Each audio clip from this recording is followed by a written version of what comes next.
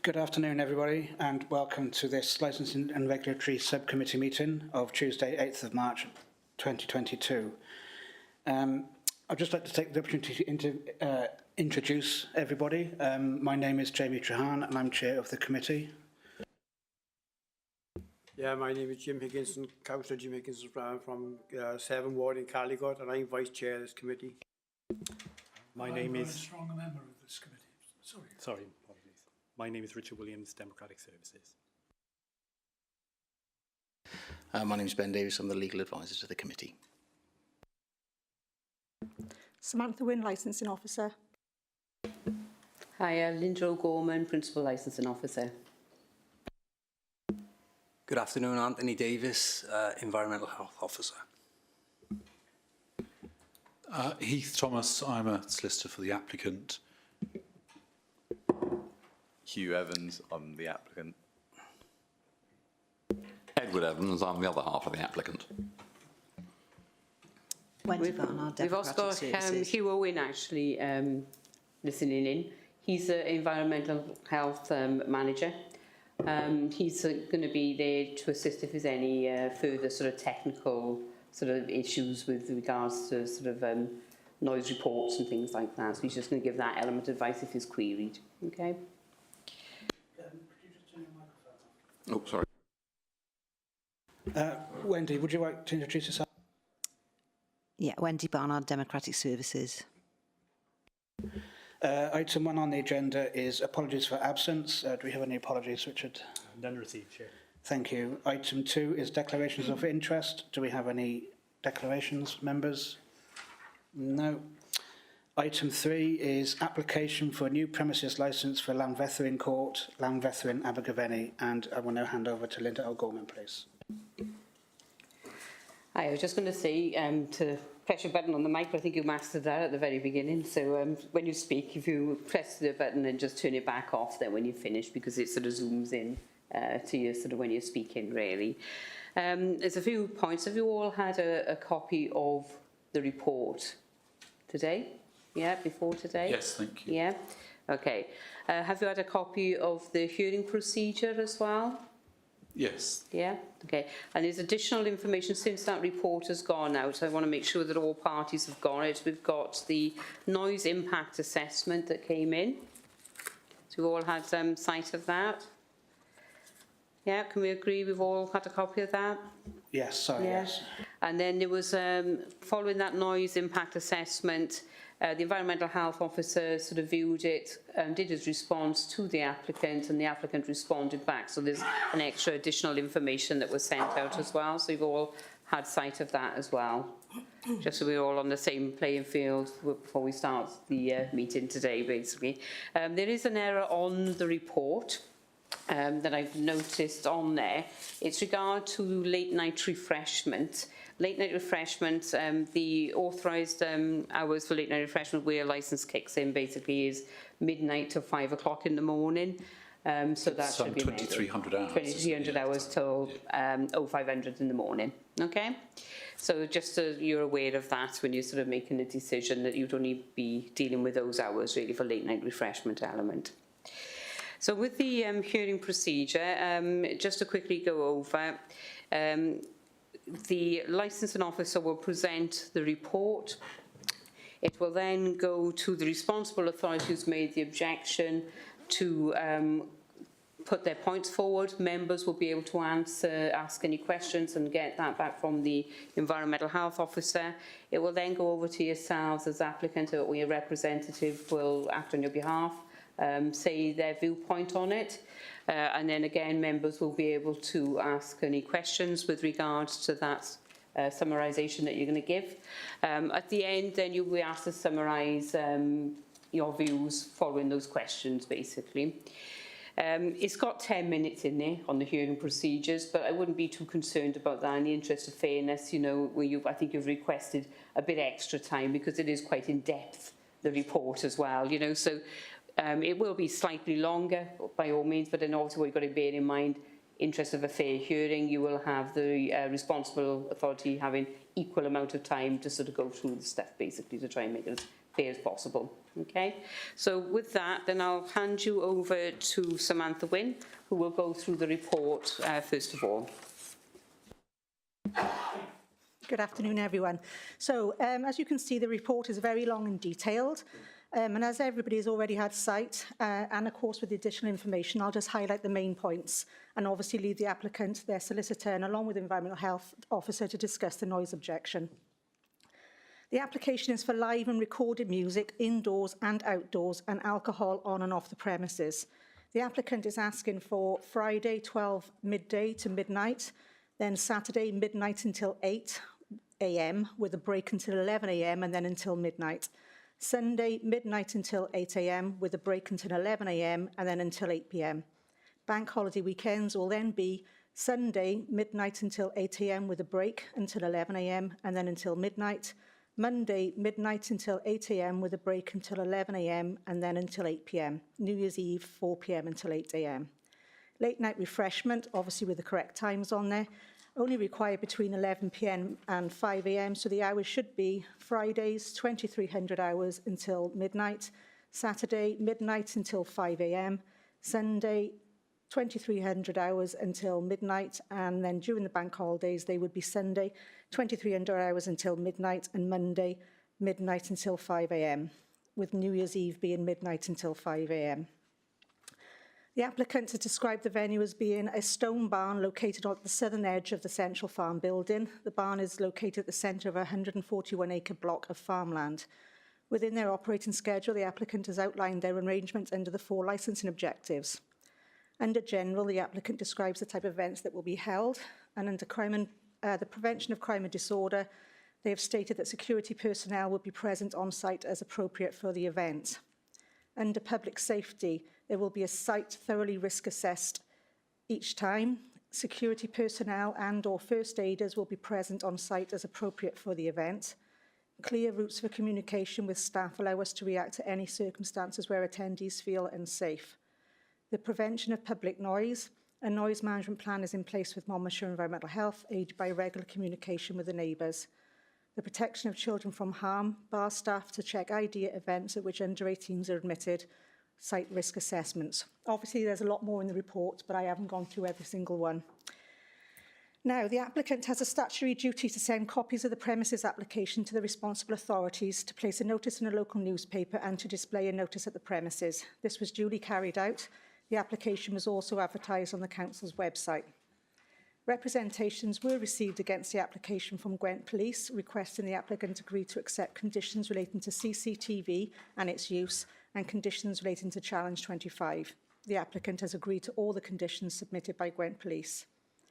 The licensing officer submitted representations under the prevention of public nuisance, prevention of crime and disorder and public safety. The applicant agreed to the additional conditions, including reducing the hours from 8 a.m. to 6 a.m., including that for non-standard time and days. However, the amount of people attending an event and therefore are required to go before the Event Safety Advisory Group was agreed by the licensing officer to increase from 250 to 500 people. The final representation was received from Environmental Health. It stated that there was insufficient information to confirm the prevention of public nuisance could be complied with, and therefore a noise impact assessment was requested to be submitted. The applicant arranged for a noise impact assessment to be carried out, and on the 25th of February, a noise impact assessment was submitted. The Environmental Health Officer viewed this report and emailed the applicant, who has responded. The noise report and emails additional to this report you have received, and the Environmental Health Officer can talk you through these. That's an outline of the report.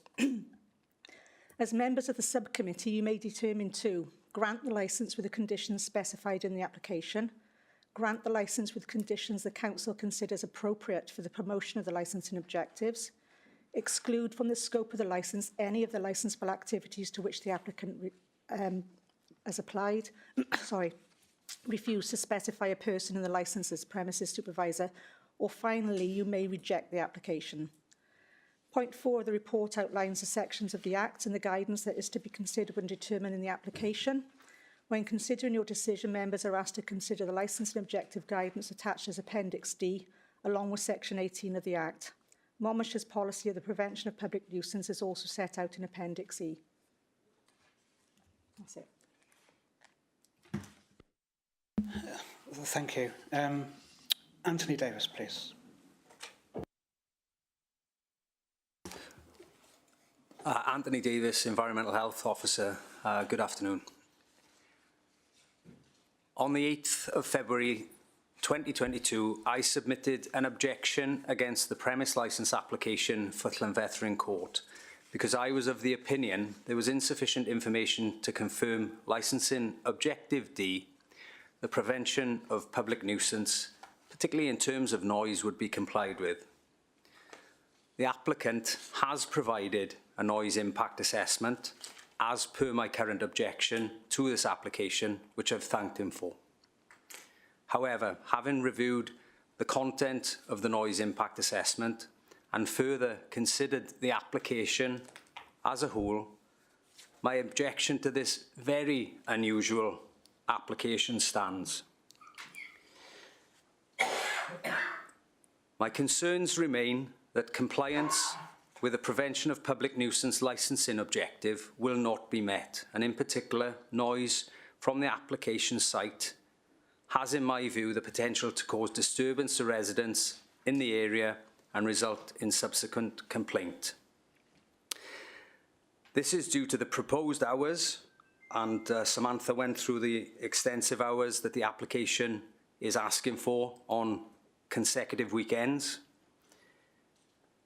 A plan to hold multi-day events on most weekends, particularly between the 1st of April and mid-September 2022, and the concerns of the cumulative impact on residents in the locality from events both at the barn, which is subject to this to this licence application, and to the wider Llanfethrin Court site, where 5 additional larger scale music festivals are planned for 2022 as the site continues to develop. The application site is in a very rural setting, with the nearest dwelling at around 180-190 metres away. There are half a dozen or so other dwellings, some with businesses that surround the site at varying distances up to approximately 700 metres. The noise impact assessment has highlighted fundamental concerns. It uses a background level of 27 as a base to set noise limits. The background, however, in this rural location, in my opinion, can fall to 20 decibels or even lower, particularly during the core hours of sleep overnight when it's proposed that music will be playing. When dance music is being played, which can be characterised by a low repetitive bass beat on hot, calm evenings and nights, and local residents have their windows open, there's the potential for such sound to be perceptible, particularly during the hours of sleep, cause disturbance and give rise to complaint. The report predicts that an open window is considered to typically provide a reduction of 10 to 15 dB. The report uses the 15 decibel reduction, but we would take the more cautionary 10 decibel reduction. Using this precautionary end of the approximation, i.e. a 10 decibel reduction, the predicted level in the nearest bedroom would be 20 decibels. And in my view, there is potential, even at this very low level, for a person to tune in to music throughout the late hours of the night, 2, 3, 4 a.m., etc. If people can hear noise that is not something that they are used to at this sort of time, it can be a disturbance. The report highlights issues with controlling music at source, particularly at the doors of the barn, which will be used by guests for comfort breaks, ventilation purposes, etc. As part of the conclusion, the report notes that compliance with relevant technical guidance does not necessarily constitute a zero risk of adverse impact. The report demonstrates the difficulty of setting enforceable noise-based conditions for the application in an area where the background level is potentially very low. I have therefore proposed a 1 a.m. finish time to the applicant and would recommend this to committee.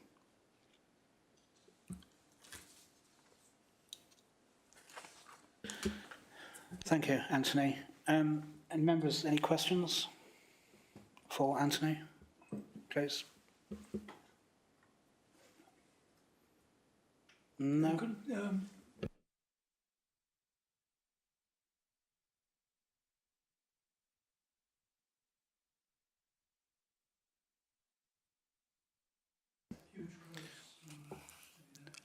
I think, Councillor, it's not my turn yet, but when it is my turn, I'll answer that question for you. I can just interject, is you're asking the environmental health for any sort of questions on them, and then it'll be up to the applicant and their representative, the solicitor, to give their views on why they want the timings, basically, and then you can ask the question. Okay.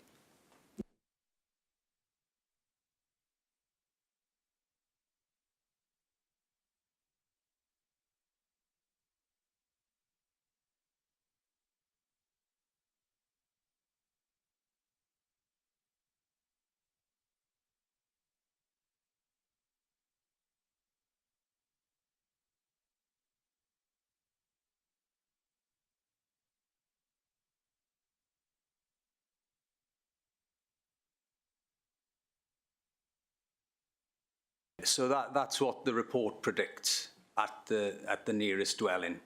Well, that's the report predicts 15 decibels. We are saying that is based on the argument of when a window is open, there is a reduction of 10 to 15 decibels through that window opening. The report is looking at the 15 decibel reduction, whereas we would sort of take the precautionary 10 decibel reduction, which brings it to 20 decibels in an open window in a bedroom, which in circumstances can, in my opinion, give rise to audibility of the music, particularly the low bass, and inevitably give rise, as I would argue, to need to investigate any complaint made. Jim? No? Roughly how loud is 20 decibels? What does that equate to, please? Well,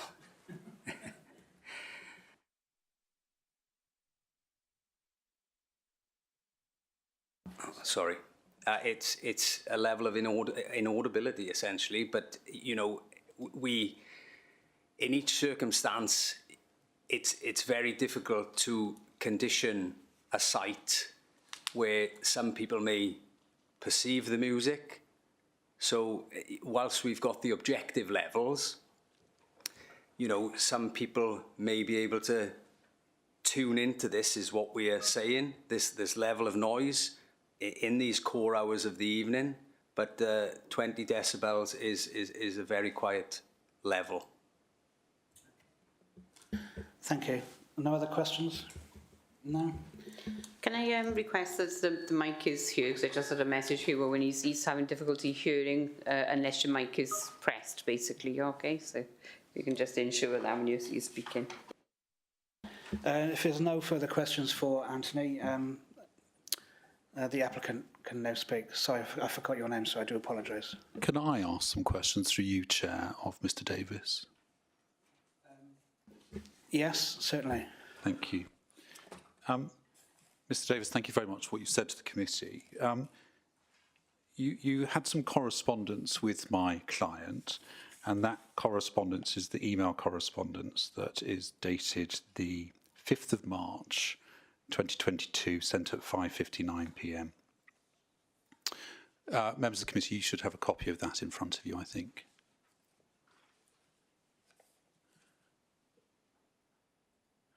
Can you just confirm to me that on page 3 of that email, you list a number of dates in 2019, and these dates are as follows. 14th and 15th of June till 2 a.m, 5th of July to midnight, 20th and 21st of July till 4 a.m, 26th and 28th of July to 6 a.m, 2nd to the 4th of August to 6 a.m. and the 17th of August to midnight. Is that correct? That is my understanding, yes. And is it also correct that all of those events were successfully held without complaint? Yes, as I've mentioned, those events were successfully held without complaint at Llanfechtrin Court. Are you aware of works that have been done to the barn in question, which is the subject of the application for the premises licence? Yes, I'm aware that works have been done to better insulate, which I've also referred to in the email correspondence. Had those works been done in 2019?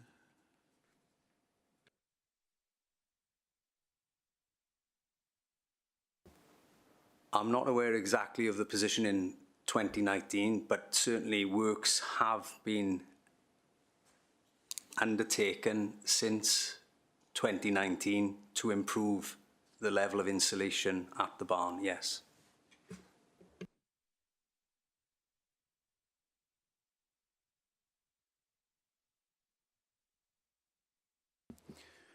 You said to the committee that, in your opinion, the background level, noise level, would be 20 decibels. Is there any evidence before the committee of that, or is that just your own opinion without any scientific evidence that's before us today?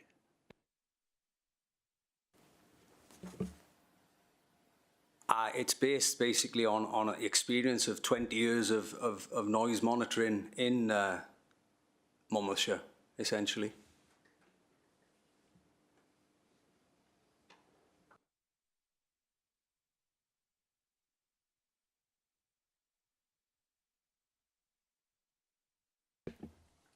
And when we look at the acoustic report, you referred to a reading limit, and you said that it could differ. I think you said that it could differ up to 5 decibels, and you take the lower reading. On page 23 of the noise impact assessment, isn't it correct there that the worst affected dwelling is predicted to be 15 decibels, so that's well below the 20 decibel level of inaudibility? That's taking the reduction through an openable window of the upper limit, if you like, of a 15 decibel reduction, where there can be, according to British standards, that there will be a range between 15 and 10 decibels. So the report is taking 30 decibels, as is at 1 metre outside the bedroom window, and then it's deducting the maximum there of 15 decibels as it passes through an openable window. We would err on the other side of the approximation and suggest, from a precautionary side of things, that should be 10 decibels, which brings the predicted to 20 decibels, which again is significant in terms of audibility. But, sorry, in terms of that, you've just said to the committee that the criteria for inaudibility is 20 decibels, and 20 decibels can't be heard. That's what you've just said to the committee, isn't that correct? Well, that's the limit, really, of audibility. Well, sorry, and forgive me, councillors, but I'll address you on that later. What you heard was the officer said that that was the level of inaudibility as to what he said when he was addressing you on that question of what 20 decibels. When Councillor Trahan, you asked him, what does 20 decibels sound like? He said, it's inaudible.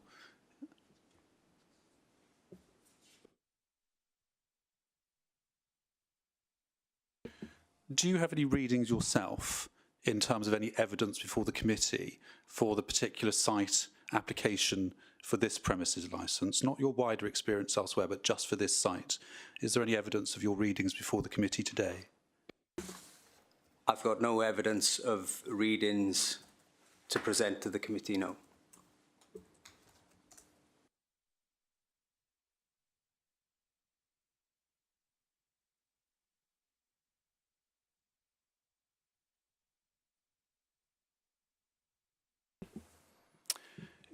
it's correct that you've modified your representation now to this committee to say that, as far as you're concerned, this is an application that ought to be granted to 1 a.m. That's the position today. Is that correct? That's what I've recommended, yes.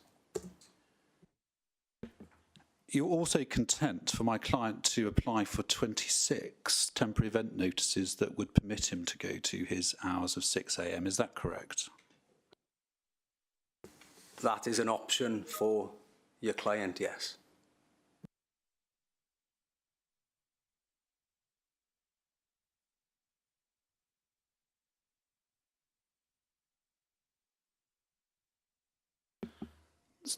Councillor, thank you so much. I don't have any other questions of Mr. Davis. Okay, thank you. I think it's your turn to speak now.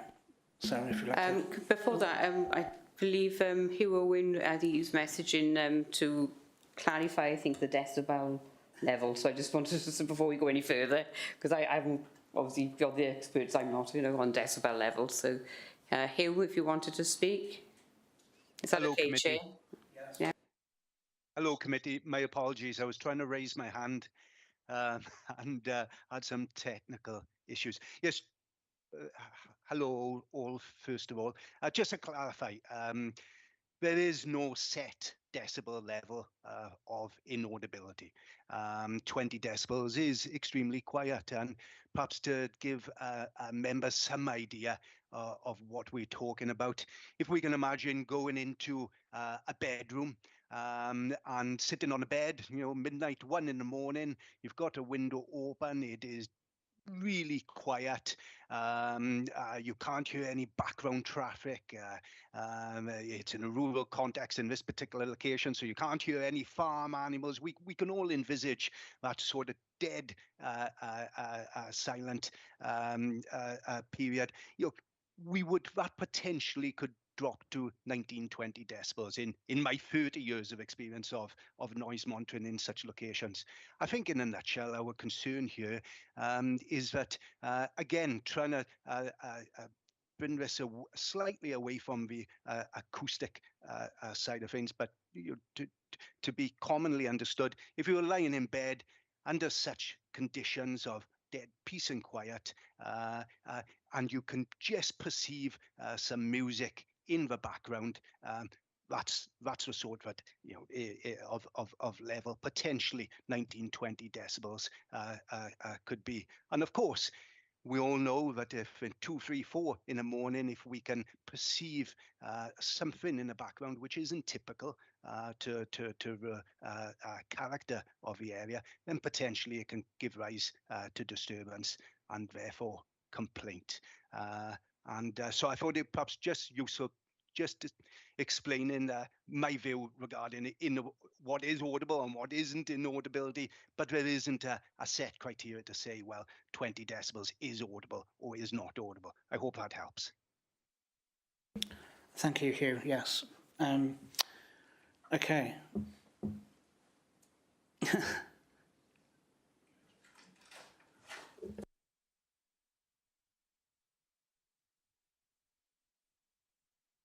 Did you want to pass any comment on that, Mr. Thomas, before we move on to yourself? Councillor Higginson would like to ask a question. Yeah, thank you. The installation, how extensive is it? Again, sir, it's not my opportunity to answer your questions yet, but when I come to address you and you get to answer my question, ask me questions, I promise I'll answer them really fully. Sir, if I may, actually, just on the basis of the comment that Hugh's just made, Hugh, in the acoustic report, which of course was requested at your EHA request, at page 13, it makes reference to what are the industry acceptable levels within a dwelling. And actually there's a table there. And on page 13, under paragraph 3.2, it's table 3.2, it goes on to say that, I don't know if you've got a copy of the report in front of you, that a noise of 17 decibels rising to 27.2. I mean, 17 is clearly acceptable. 20.4, those first 4 are all of those that are at the acceptable ranges, and this falls within the acceptable range. That's correct, isn't it? In terms within the industry standard guidance of audibility inside a dwelling.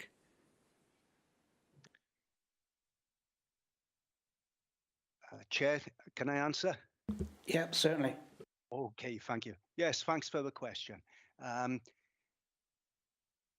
Yes, of course, what we're talking about here is the context that this application is in, which is a rural context with very low background levels. And we've got to anticipate that if a premises license is given for multi-day events, potentially throughout the night on a Friday night, throughout the night on a Saturday night, and on a bank holiday weekend, potentially throughout the night on a Sunday night, is something that is perceptible and audible. Is that potentially going to give rise to disturbance and complaint?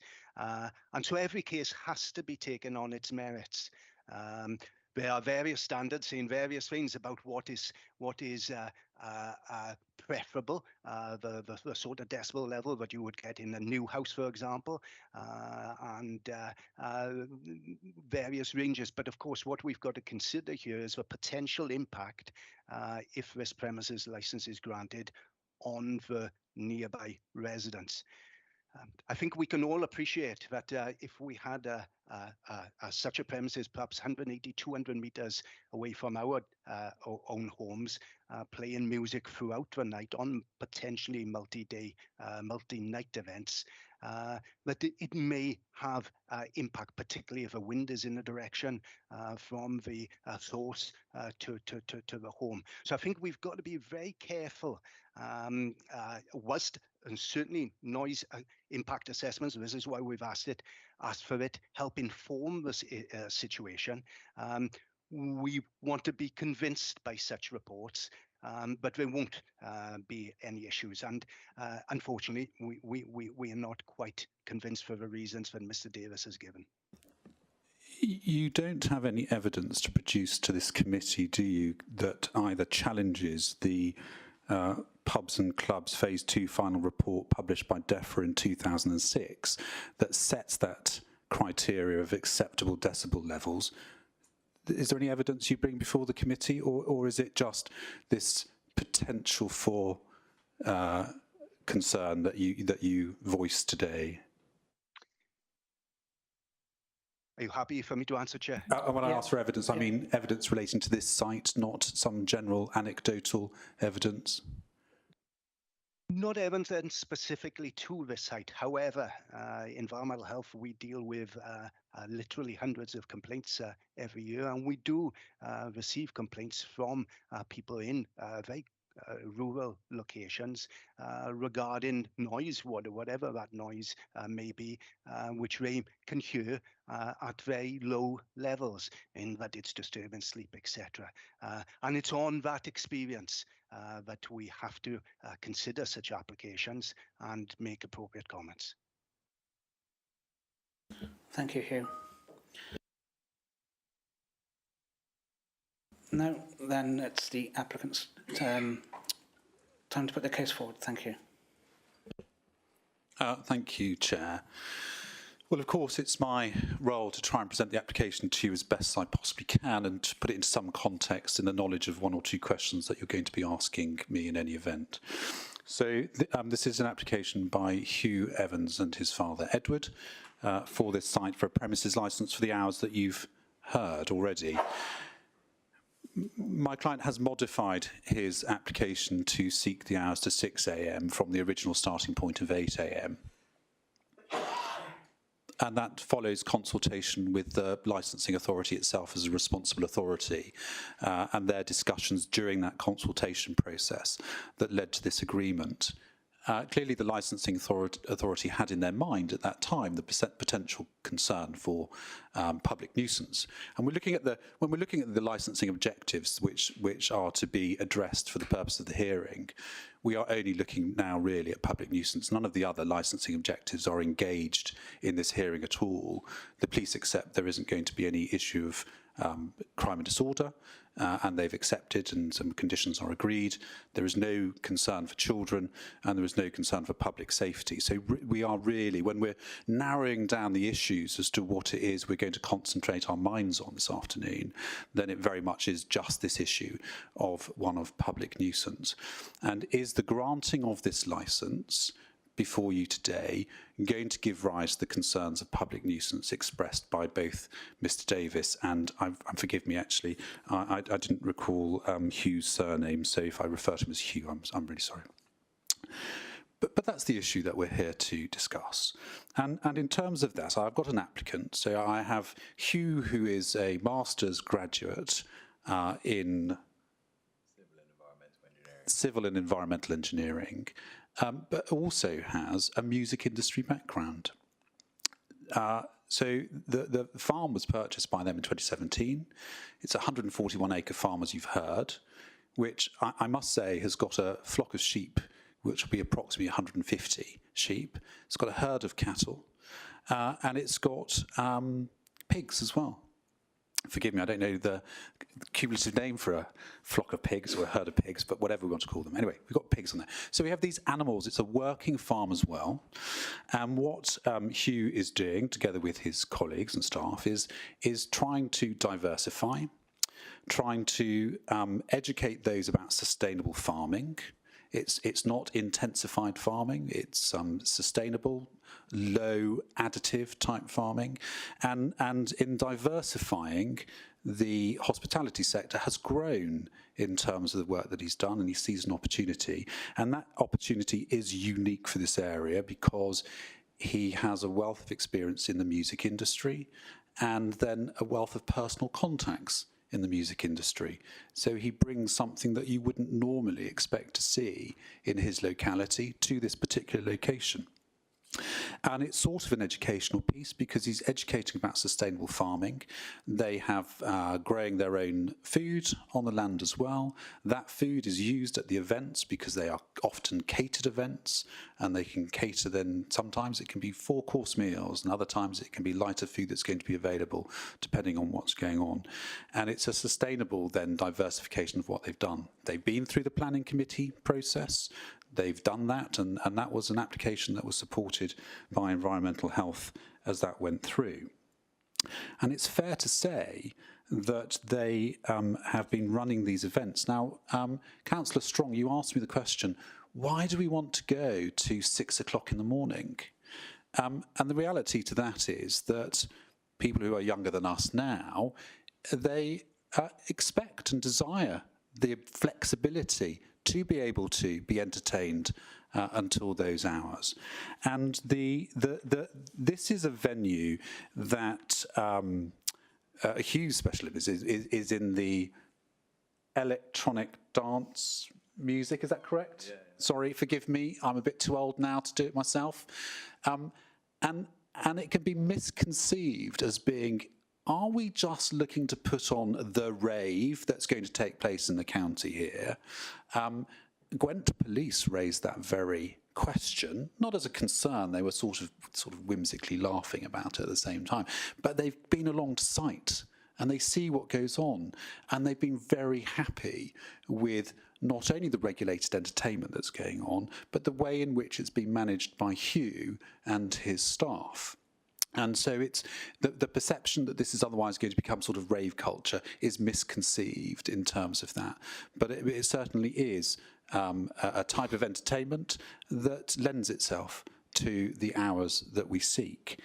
But in terms of that, the application that my client makes is evidence-based in a way. And I asked Mr. Davis the question when I first asked him questions as to, well, have we operated here before? And you heard Mr. Davis say yes. And I took him to his own correspondence. And his own correspondence reflected very clearly that throughout 2019, there were no complaints about the use of this premises, not this particular barn in all of those occasions. There's another barn on the site, which is holes in the timber, open bay areas, If you thought about a typical stone barn in this part of the world, then all of the noise outbreak points that could conceivably exist have existed on site, as did this barn, which is the subject matter of the application. But notwithstanding that, and using open areas, they put on events with regulated entertainment, and the evidence then before the committee and accepted by Environmental Health, because the evidence comes straight from them, is that we have operated till 2 a.m. to 4 a.m. to 6 a.m. on multiple occasions, where we've provided regulated entertainment. And as the officer pointed out, those events were successful and without complaint. And what that goes on to demonstrate is that I have a client who can, of course, promote the licensing objectives, and who can, of course, put on events which do not give rise to the concerns that are voiced before you today by Mr. Davis in particular. Now, Mr. Davis might say to me, well, Mr. Thomas, but you're missing the point, because actually in 2021, on the weekend when restrictions were lifted, your client had an event, and on that occasion, that gave out and gave rise to one complaint of a noise outbreak. And the answer to that is, yes, there was a complaint. It was not the premises that we're seeking you to approve for the purposes of the premises license application. It was a tithe barn, or a Dutch barn as it was known in the sales particulars for these premises, which clearly, as you'll know, either with a tithe or a Dutch barn, is largely open to the elements. It was moved at that time. It was a temporary event notice that was granted very close to the date of the event itself. COVID restrictions had been lifted. There was concern to make sure this is a larger building, and there was concern to make sure there was adequate social distancing. So on the one hand, dealing with the health protection COVID regulations and making sure that we got sufficient space. On the other hand, dealing with the licensing, it was deemed to, and agreed to put it in this larger building, which didn't have the same noise attenuation abilities, didn't have soundproofing, and wasn't the building that we'd originally planned to use. And Mr. Davis was saying, well, actually, your noise management plan that was in place failed. You didn't effectively communicate with the residents. And Hugh has been very honest in his instructions to me. He said, I communicated with the residents. My normal way of communicating is to make sure that for the Village magazine, they know all of the events ahead of what's going on, so they're aware. I go round and I talk to people individually and make them aware as well. And others, then I will email, so bring it to their attention. So during COVID, there are some more vulnerable types of individuals who don't want you knocking on their door saying, I'd just like to come and talk to you and tell you what's going on. And Hugh says that he made a decision then as to how best he could do what he was doing, and he appreciates, with the benefit of hindsight, perhaps he could have done that a little bit differently and got the message out. But even so, in terms of evidence there, I've got the complaint being from a building that we're not looking to license in any event, that it was a complaint of thudding and music being experienced by the person that made the complaint, not a host of complaints. I have no evidence. I've not even seen the complaint either, or record of the complaint. It's not before us as any evidence. But that's all I have, is the thudding in there. And for that, in terms of that, as I say, it's an occasion when it was a different building. It's not the building that we're asking you to license. And there were circumstances which are different from today in terms of we are no longer subject to those same stringent concerns as we were when lockdown first came about last year. So my client is looking, and in your bundle before you have what is a photograph of the premises. It's this page here. I think it might have been, it's the external plan it's referred to. And you'll see on that plan that it's the area in red, which is the stone barn only, that we want to have our recorded and regulated entertainment in. and it's the area in blue that we would use. Now, there are no one challenges the sale of alcohol or late night refreshment. It's the regulated entertainment that's been the principal challenge before you. What I would say, if you follow me for a moment on terms of my plan, the building that was used for that August weekend is that very long building that runs north of the building that we're looking to license. And you can see that's significantly larger, but equally it's not the building that we're purposes of the application before you today.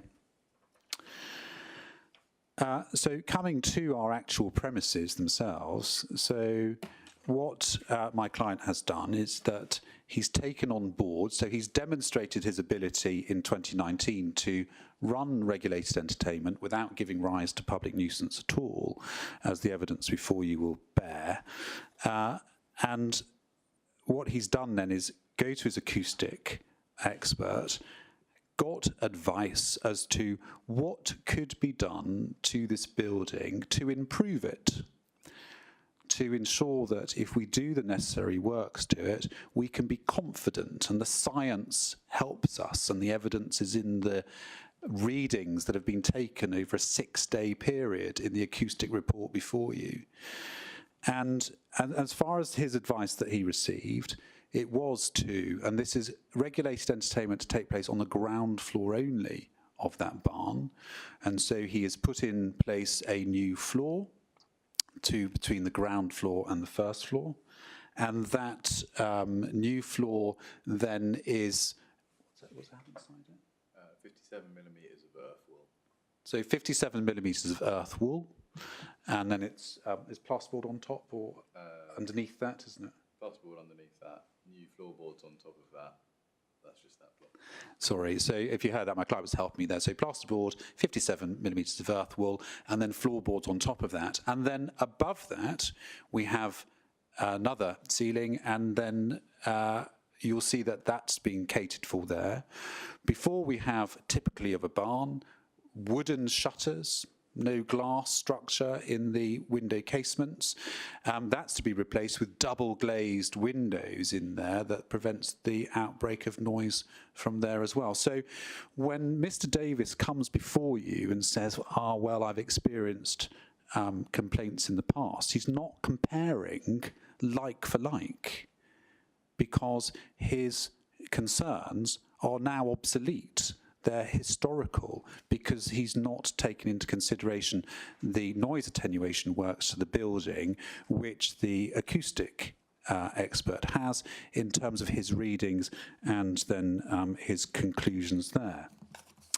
And what he says, if you look at page 22 of the acoustic report, and you've got that page 22, and what he says is this, it's sort of the third paragraph down.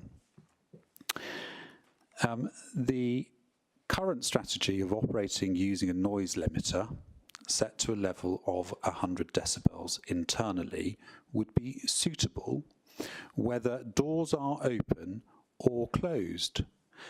At these levels, the noise would effectively be inaudible inside most residential properties with open windows. And then he's based this upon the 6 days of readings that they've done throughout the site and monitoring the noise levels at the nearest noise-sensitive premises, which is what an acoustic report would normally be expected to deliver. So that's set out there on page 22. There is no evidence that Mr. Davis brings to challenge that relating to this particular site. And as you've heard from him when I ask him questions, he's saying, well, it's based just upon my years of experience generally. Well, unfortunately, the decision-making function for a licensing subcommittee has got to be evidence-led, not just based upon conjecture or those which are not directly rated. Particularly, we're talking about some scientific readings such as this. Turning the page onto page 23, and again, you'll see here the comment that is made on page 23, and I'm sure you've either popped already read the report, or you might read it when you consider to retire, is that the criteria would mean that music is unlikely to be perceived by residents inside dwellings after 2300 hours. So that is coming back to this point we were talking about earlier on about inaudibility and whether something would be heard or not. Now that's viewed in isolation itself. You've got to put that into the context of a holistic approach to the grant of the premises licence here, and what are the other measures that my client is going to be implementing to promote the licensing objectives and to prevent noise nuisance. And in terms of those measures, you will see that my client has already spoken with the responsible authority, and the conditions agreed with the licensing department as a responsibility. All performers will be notified of the sound levels. My client is very content for a condition to be imposed on the premises licence that no regulated activity would be permitted at the premises until such time as a noise limiting device is installed. You then have the comfort, and additional to that would be that all sound equipment or any amplified sound equipment is to be then played through that system. It's a very common condition that's used then where there are genuine concerns of noise nuisance. And my client is content then, as I say, to condition that so you have that noise limiting device before any regulated entertainment could take place. The other things, of course, that you'll see there is that if we have an event where the capacity would be a large event, and you heard Mr. Davis saying, well, that they may think about putting on large events, then that has to go to something called a SAG, a Safety Advisory Group meeting. And then anything that is determined at the Safety Advisory Group meeting then becomes part of the premises licence for the purposes of that event. And it's the ability, it's a common way of making sure that you're addressing things when you've got something there, and that's within the proposed agreement as well. We still contact local residents. We have reduced our hours to 6 a.m. And the one thing to note is that the change to our application, so we've restricted it only to this barn where the noise attenuation works have been done for the purpose of regulated entertainment. We're not applying for regulated entertainment outside of that area. And equally, the committee, when you look at this application, it's been widely publicised locally and in the newspaper, and we do not have one representation before you from a local interested party who would wish to object to this application. Neither does Mr. Davis present any evidence suggesting otherwise, and so you have no local resident as such before you today objecting to it. In terms of the application, I appreciate that environmental health might say, well, his role is to prevent public nuisance. And in a role to prevent public nuisance, you're not to use that power to prevent legitimate operators like Mr. Edwards and his father from running a premises where they can demonstrate their ability to promote the licensing objectives. Because there are powers which Mr. Davis is aware and his colleague will be aware of, as no doubt will you as a committee. There are powers under the Licensing Act 2003, and those powers don't just extend to the Environmental Health Department, they extend to any interested party who might be affected by the operation of these premises, who can apply to this committee to review the licence. And on a review of a licence, conditions can be modified, licensable activities can be curtailed, or ultimately a licence could be revoked. Furthermore, under the Environmental Protection Act, Mr. Davis and his colleagues have the power to issue a noise abatement notice if somebody is causing a statutory nuisance, and that can result in a prosecution and, of course, review of a licence, if that were to be the case. And all those are tools designed, and the tools are there not to stifle diversification, not to prevent something when there is evidence that demonstrates it can comply and promote the licensing objectives, but they are there in the cases where it fails. And my client's fully aware that those tools and powers exist, and he's confident that he can operate these premises and promote the licensing objectives and not give rise to the concerns. And again, when I talk about his concerns, because it is, when I hear the evidence that Mr. Davis and his colleague give today, it gives the potential for this. It's the, I think it might happen, rather than the evidence to support it actually happening. And in those circumstances, the Licensing Act was designed to enable operators to take responsibility, follow the conditions that are imposed, promote the licensing objectives in the open knowledge for all of us that if they refuse or if they fail to do so, then there can be consequences. And those consequences can, as I say, lead to the removal or revocation of a licence. There is a noise management plan that was before you as well, and I'm not sure if you had sight of that, but the noise management plan was about communicating with neighbours, installing sound insulation, which has been done, using appropriate size speakers in the venue, which is a sensible thing. When we do these, in terms of the events that are held, sorry, and I didn't address you this at the outset, they're a real mixed type of events. They can be private parties, be your birthday party, my birthday party, a wedding, for example, which are often private bookings.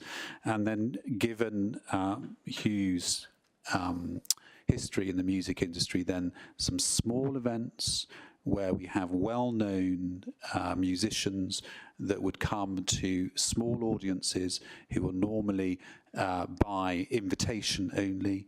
It's not a Facebook event that's attracting it. So we're limiting those events. And of course, by having a condition that requires a SAG on any large events, then of course, then you already know that nothing would go undetected. So, and there are all the other conditions about managing activities outside of the barn, of which there is no evidence to suggest that's given rise for concern. Sound tests. My client has planted trees in order to then assist in terms of controlling noise. That's already been done and more will be done. Sound checks throughout the event. So he's putting on an event, but actually it doesn't rest there. They will carry out sound checks throughout an evening and document those sound checks. If a neighbour were to contact, so they've given their contact details, so there's always availability during an event. If somebody were to contact them, they must document that. If it were to be a complaint about something, they must document what action they have taken, and those records to be retained, they can be looked at by the responsible authorities going forward. And so you can see that in terms of a whole holistic approach to licensing and a holistic approach to this application, you have before you an applicant who has very much demonstrably thought about this as an application and put in place the measures that would look to promote all of the licensing objectives. And in terms of that, I've addressed you on the number of events that they've had, but they operated over 12 events in 2018. They operated 15 events, and there are some private party events which are outside of the Licensing Act, but it's still it's still entertainment that's been provided. It's just not under that piece of legislation. 15 events then, and we've had 9 events through 2021.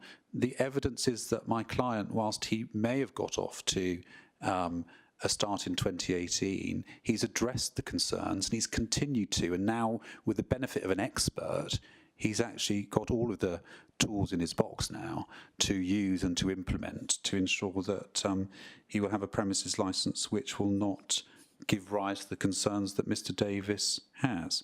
And so we're in a position where I've got a client who's a small business operator. I've got an environmental health officer who's saying, well, I'm worried that this could be 52 weekends in the year where you may want to go till 6 a.m, but I'm content for you to have a 1 a.m. licence and you can apply for 26 temporary events. My client doesn't want to have the administrative burden of applying each and every time for a temporary event, he was a small business owner who wants to be able to have the licence and to operate within the terms of the licence. A licence can be conditioned, for example, which would say that between the 1st of April and 30th of September, the licence be permitted to operate until 6 a.m. And on dates from the 30th of September through to the 31st of March, it operates at 1 a.m. I think my client would be content with something like that. But, it still would have the same conditions, and it would just remove an administrative burden from him when he's demonstrated, I say, in his evidence before the committee that he can promote the licensing objectives. Can I just check with my client, actually, if there's anything else that I've omitted to say?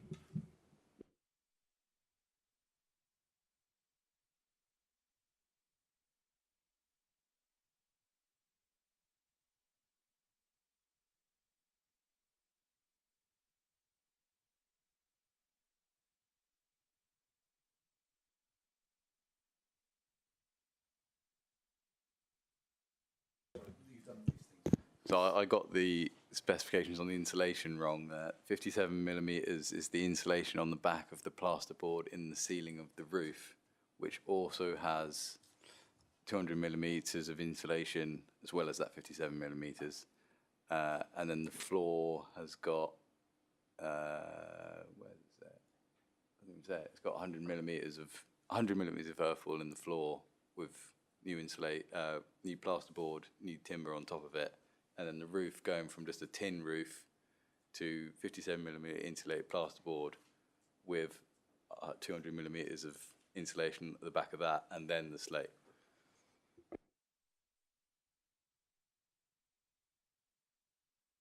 So, sir, I think you see there's some quite comprehensive work that's been done in terms of that, and I've drawn you to the salient points of the acoustic report that deal with the experts' findings, that actually with the works that are done, then we should achieve inaudibility with the additional measures that are in place as well.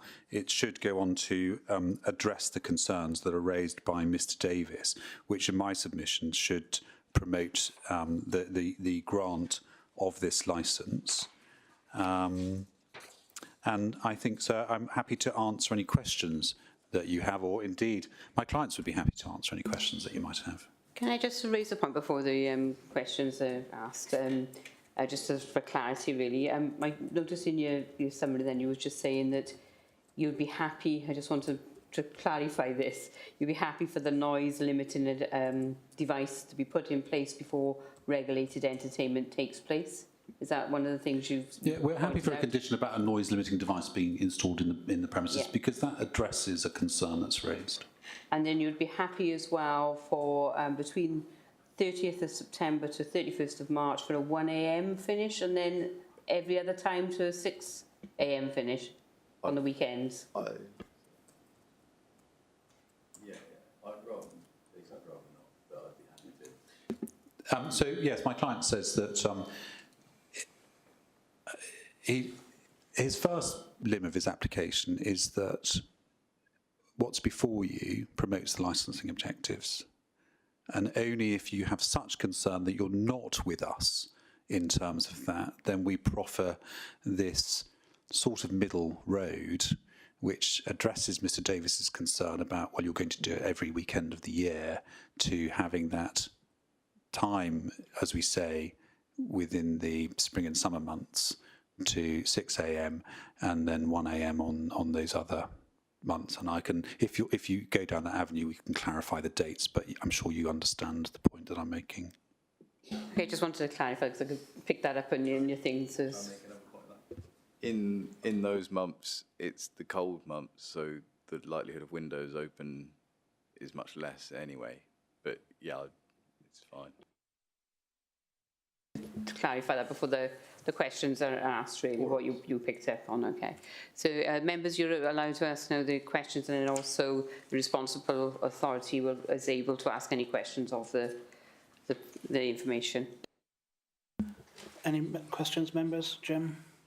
Brian? No, the insulation was the bit that I mentioned quite early. Okay, thank you. What size is it? What size is the barn that you're converting? Tell only roughly in square metres or so. I think we ordered 100 square metres of paving blocks. So What would be the maximum number of people that you could accommodate? that's determined by the door openings. I think, yeah, we're going to change it and it's be around 200. But yeah, around that. That's a maximum. You wouldn't want to do that.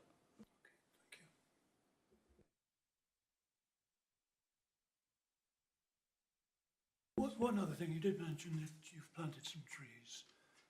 When are they likely to be mature? When are they quick growing or? So we planted about 2 hectares of trees. That's like 6,000 individual trees. Some of them are, well, even within the species mix, we selected some conifers and some silver birch because they give height quicker.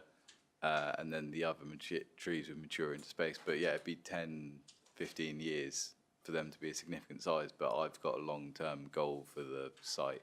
So the best time to plant a tree was 20 years ago. Yeah. We might as well plant it if we want it to do anything.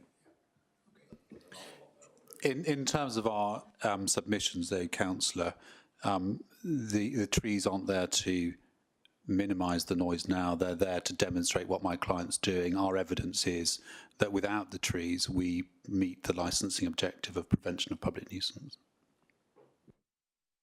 Chair, if I may just ask a couple of questions, just in clarification.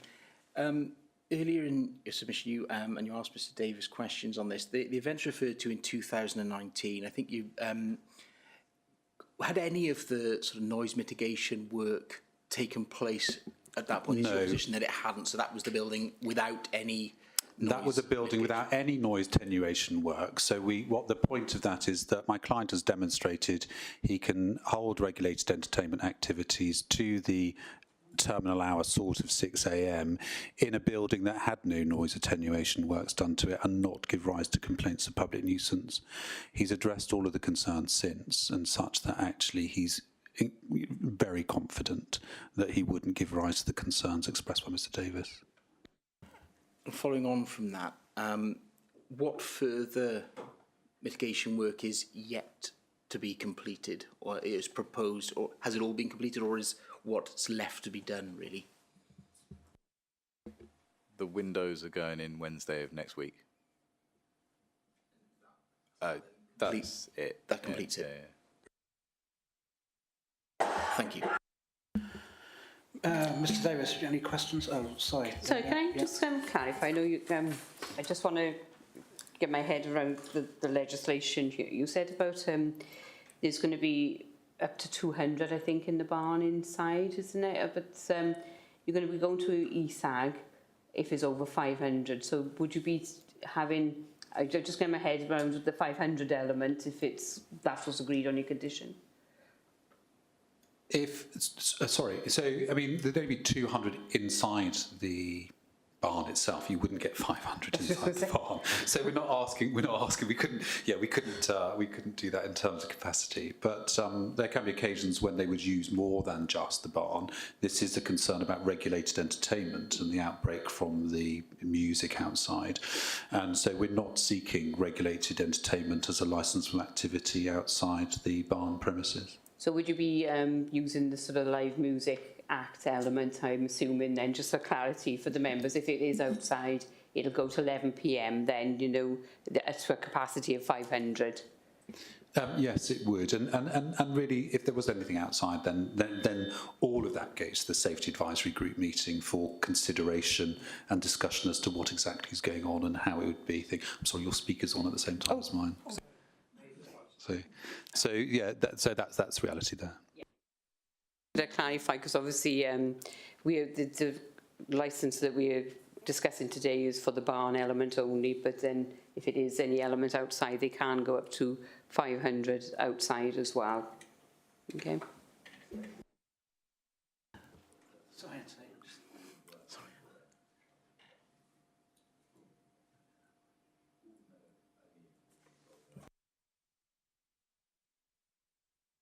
I think if there was any event that involved that capacity of people, then that would have to be subject of TENS as well, because then you'd be looking, we'd be outside of what we're doing here. So it would be TENS and SAG really. So you know that goes through a further consultation process with those involved in the TENS process. Are members aware what SAG is, the Event Safety Advisory Group? We just want to ensure that, it's a mixture of bodies that come together, which is the fire, police, ambulance services, much wider than the Licensing Act then. Okay. So I just wanted to clarify, in the next 12 months, how many events are proposed to take place? I think we've got 16 events at the moment in the diary, plus a further 4. So we've got about 20 events. Thank you. That's 20 today. So can somebody approach you for an event, or is it just your events that you promote yourself? If I wanted to have my own private wedding, for example, I could approach you and ask him, could we use that, because they provide that dining as well. In terms of the promoters, it's Hugh and his own contacts that he's doing for that. It's not, we're not bringing Glastonbury here. No, but I mean, you're not advertising your business in for hire. Then you're not putting your barn out for hire. You're not advertising your barn for hire for events from the members of the public. You're putting on events yourself for people to come to. There's promoters that we work with who are kind of contacts of mine, and we actually have like people queuing to be on that list, but it's within these networks. It's not just any person. If someone turned up who I didn't know, who I didn't have any kind of contact with, and said, can I put an event on? We know because we're full, and no because we don't know your background in how you manage your people. So how if somebody wanted to come to you for an event, say, I've got a party, can you lay something on for me? Is that the sort of thing you're looking to do as well, or no? I'm trying to... Yes, yeah. Well, like a wedding party is the equivalent of that. So you are open to private events then? Yeah.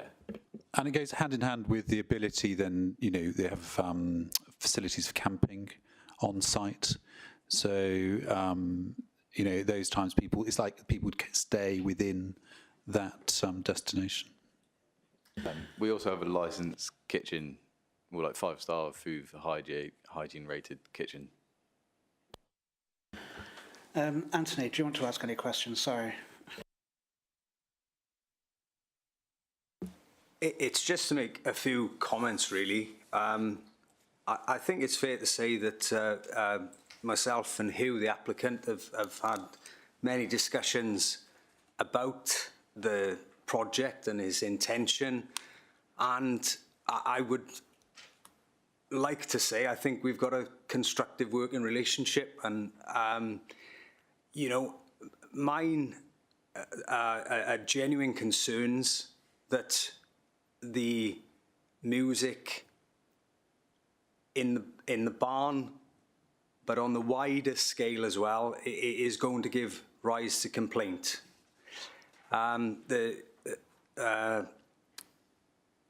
Heath, if you excuse me, Heath, Mr. Heath sort of explained that, in 2019, a number of events were successfully held.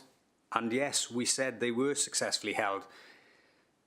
My concerns is that the events in 2019, started in June. There was one event in June, 3 events in July, 3 in August, 1 in September, 1 in October, 1 in November. The events being proposed now are consecutive weekends, more or less, from April to September. And the reason I believe the 1 o'clock finish is appropriate, is to give the applicant an opportunity to take advantage of the 10s route, which is far more enforceable from our side of things. If the licence is granted until 6 a.m. in the morning, then that's permanent. And the concerns are about how we look to enforce. I accept, Heath, you'll have to excuse me, Heath has advised me of the responsibilities that we have. My way of looking at it would be to prevent it happening at this stage and to look to see how that would develop through the 10 route. Because from my side of things, that is far more enforceable and in line with trying to prevent the public nuisance. So that is what I would like to say on that point. Whilst there is a noise limiting device, I've referenced this in the report that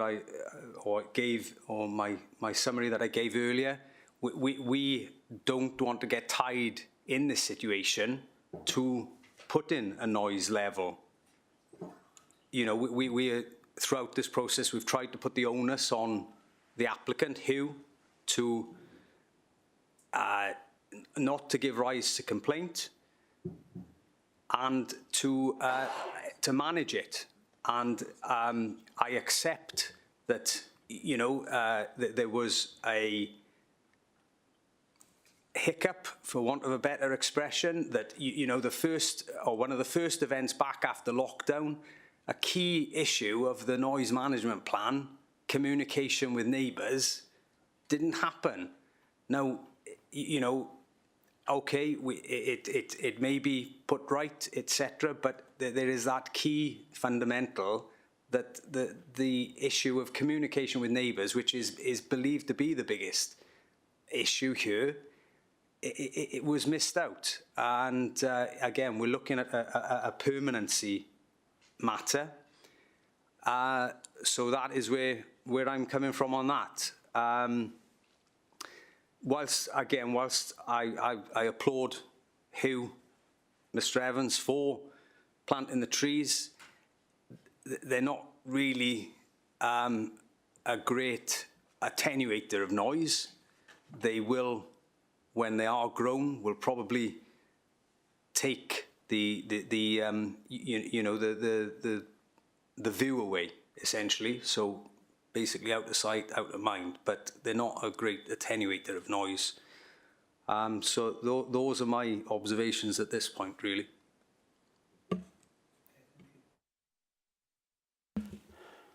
Anyone else got any questions? No? Sorry, Chair. Hugh, you're in the background. I did raise my hand, but... Please, if you would.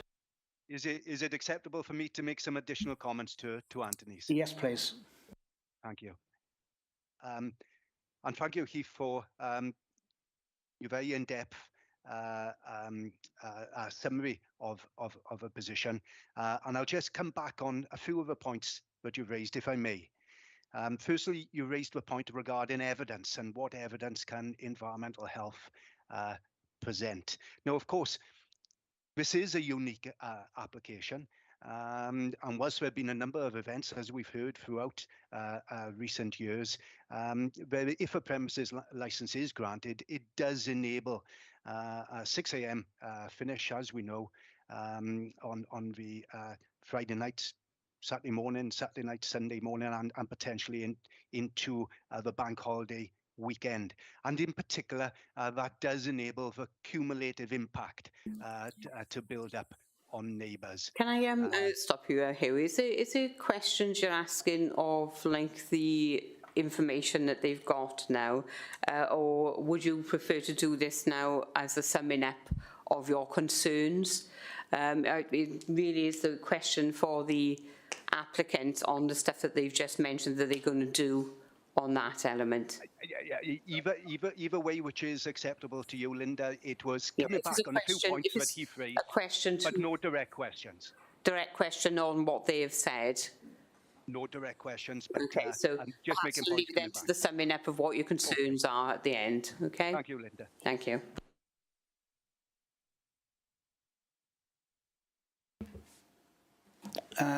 Okay, I think it's applicants to sum up now, I believe. Yep.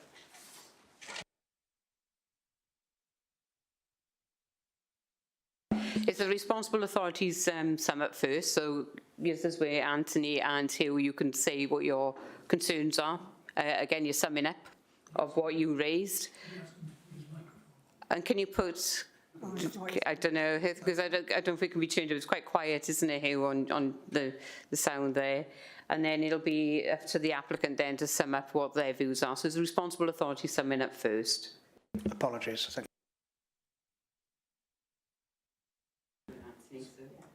Hugh, did you want to do your summing up actually now? Yeah. Yes, I'll leave Anthony as the case officer to provide any summing up what he wants first. Although, Anthony, you may have done that already. Yeah, I believe I've emptied my barrel. Okay. So I'll just make some of the additional points I was going to make a moment or two ago.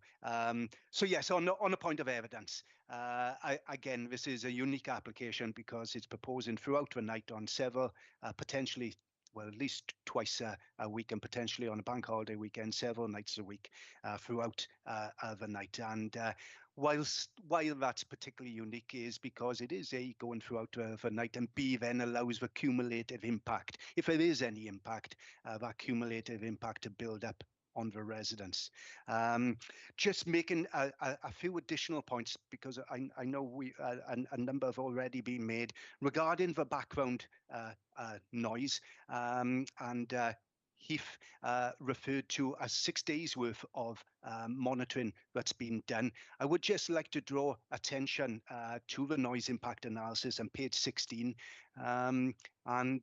which reads, it is noted that wind speeds were exceptionally high for large periods during the first few days of a survey in particular, and that ambient noise levels during the period were generally not representative.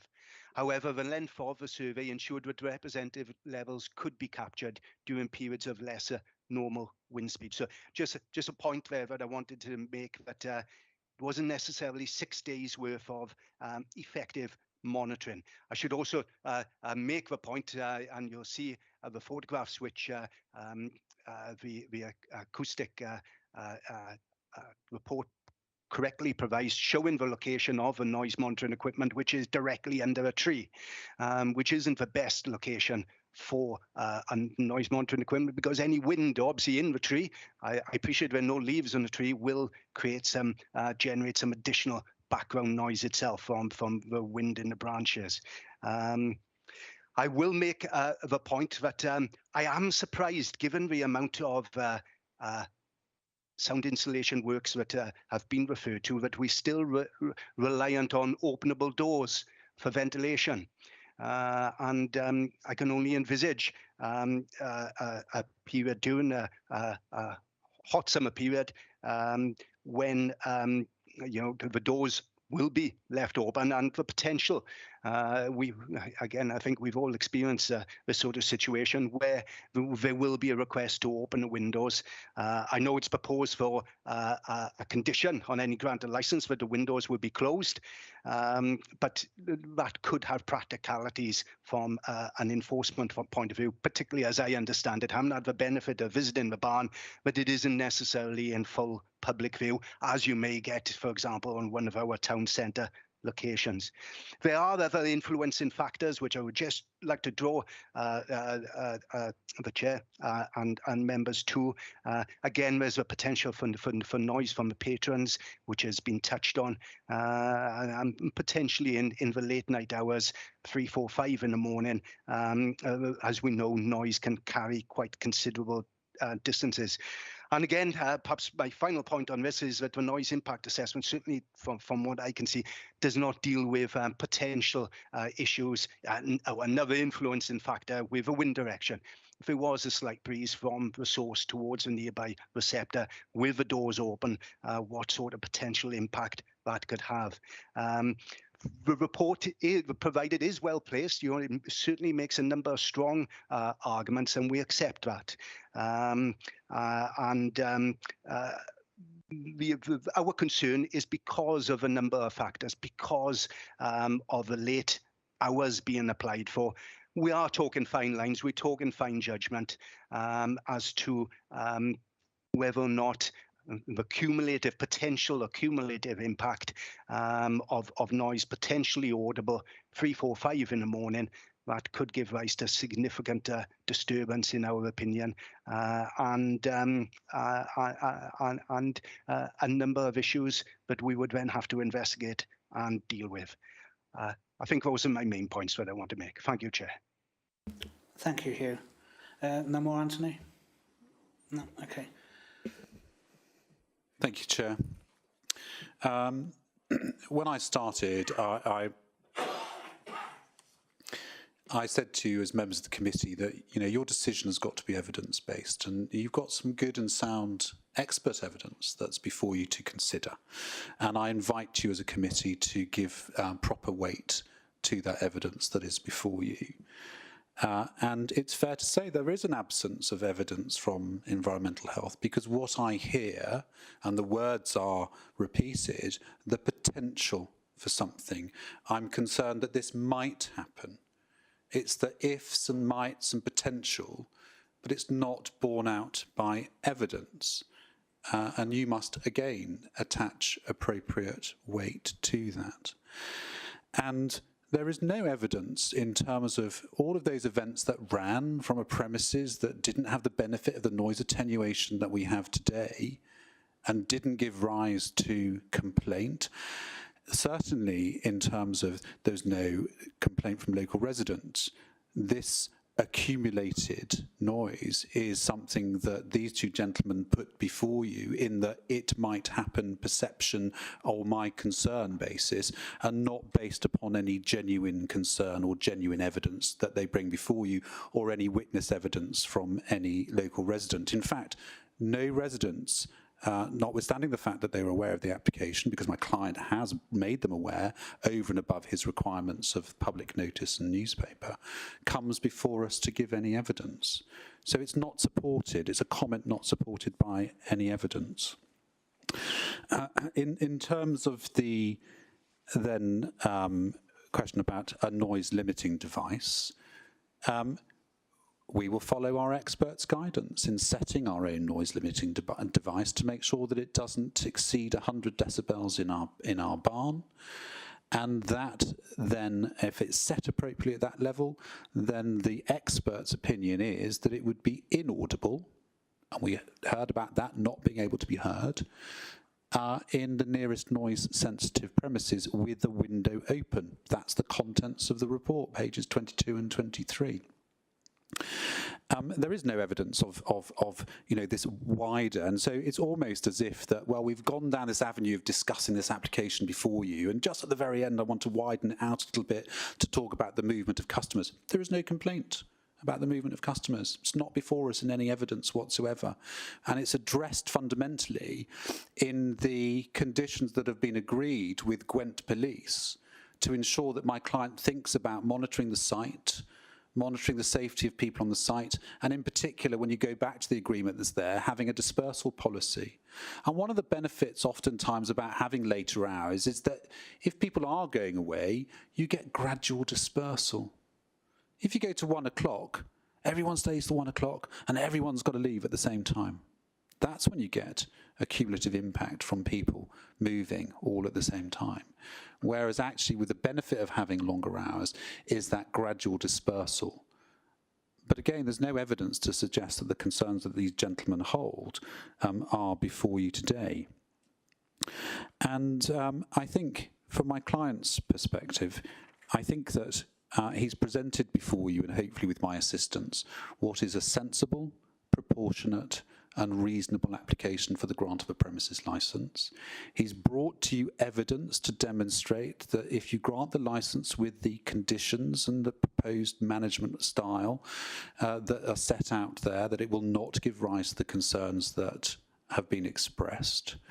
Mr. Davis accepts that he's got those powers in his back pocket of the Environmental Protection Act and a review under the Licensing Act 2003. And it's not right for him to come and say before you, well, I prefer the avenue of a temporary event notice because I think it's a bit more enforceable. That's not the right approach. And if you make a decision based upon that suggestion, then it would be incorrect and we would be elsewhere discussing it.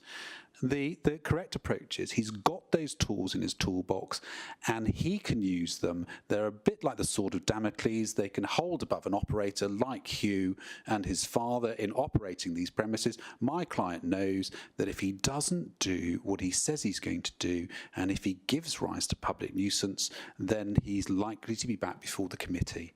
And we've spent so much time discussing it and airing it now, I'm likely to understand that if Mr. Davis came before you with evidence to support his proposition, then the committee might be considering something else. But at the moment, this isn't an evidence-based representation on behalf of the Environmental Authority. It's the ifs and buts and perceptions and maybes, which is not what the Licensing Act 2003 is all about. The Act is regulatory law. The purpose of regulation is compliance. We've put forward this application to you very sensibly, and with the conditions that are proposed and the evidence that backs it up, I'd be suggesting to you as a committee that this is an application that most certainly should be granted for the hours that my client has amended his application to 6 a.m. with those additional conditions in the safe knowledge that there are those powers for interested parties, powers of the Environmental Health Officer, which are beyond the Licensing Act, that can be utilised if, and only if, my client doesn't do what he says he's going to do.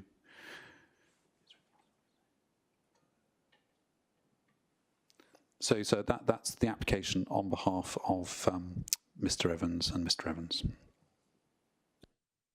Okay, thank you very much. The members now will move to another room to deliberate our, to discuss our thoughts and come with a decision, and we'll come back and make that decision known to you. So just have some patience, please.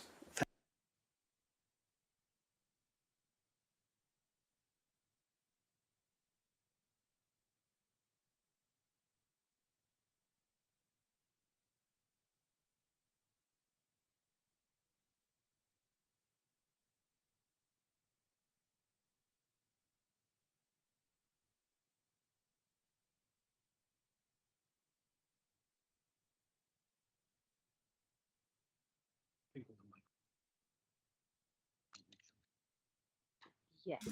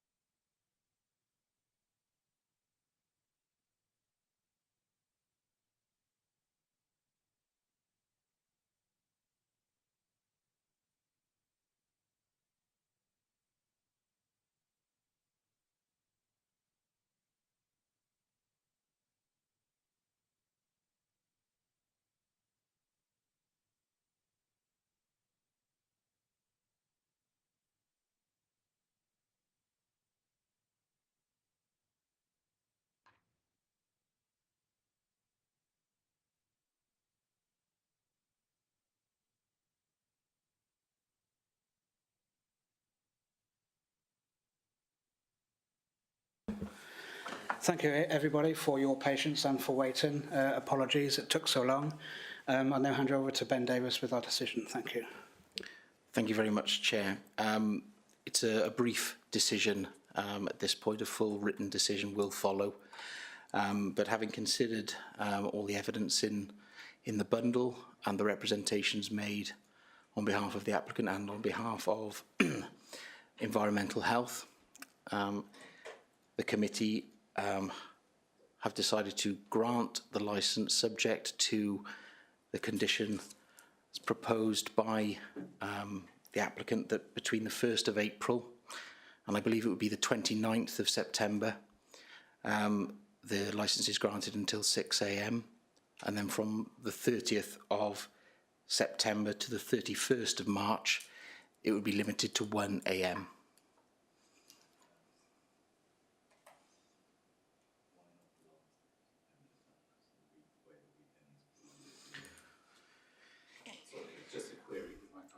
When we're discussing it, I'd actually said the 1st of April to the 30th of September for 6 a.m. because then it's the full month, isn't it? And then the 1st of October the next to one, the 1st of October. yeah. I'd written the dates down as I think you'd suggested them, but I think that I can quickly turn my back and see whether that's acceptable to the 1st of October, just because obviously you can't have two licensing conditions, I suppose, running on the same day. And a full decision notice will follow. Thank you very much. Congratulations, and I wish you all the success with your business going forward, and thank you for coming today. Thank you. Thank you very much, members of the committee. Thank you. Thank you. I would just like to say thank you to all the officers for the work they put into this for us today. Hours of work, no doubt, plenty of meetings, amicable as well between MCC and the applicant, which I'm very grateful for. Thank you very much from the committee. Thank you. And that concludes our meeting, and all have a safe journey home and speak to you all soon. Cheers. Thank you.